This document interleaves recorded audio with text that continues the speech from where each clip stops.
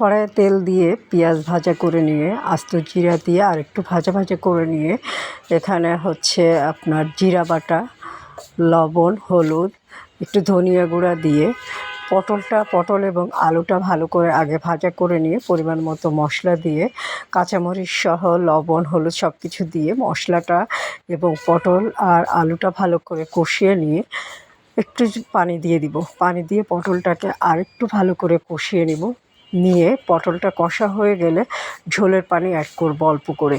তারপরে ভাজা ইলিশ মাছ দিয়ে দিব।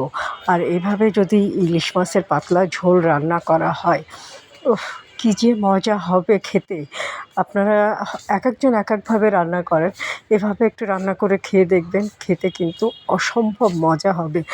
ঝোলের ভিতরে মানে এতটাই স্বাদ হবে, শুধু একটু ঝোল হলেই মনে হয় অনেকখানি ভাত খাওয়া হয়ে যাবে। আর ইলিশ মাছ ভাজার সময় যে তেলটুকু ছিল সেটাও দিয়ে দেওয়া হলো, তাহলে ইলিশ মাছের ফ্লেভারটা পাওয়া যাবে। তো হয়ে গেল পটল ইলিশের পাতলা ঝোল। কারা কারা এইভাবে রান্না করেন ছোট্ট একটা কমেন্ট করে জানাবেন। যারা কখনো এভাবে খাননি একবার হলেও ট্রাই করে দেখবেন। আর আমার ভিডিওটা ভালো লাগলে ছোট্ট একটা লাভ রিয়াক্ট দিয়ে দিবেন। সাথে থাকবেন সুন্দর কিছু ভিডিও দেখার জন্য। আল্লাহ হাফেজ।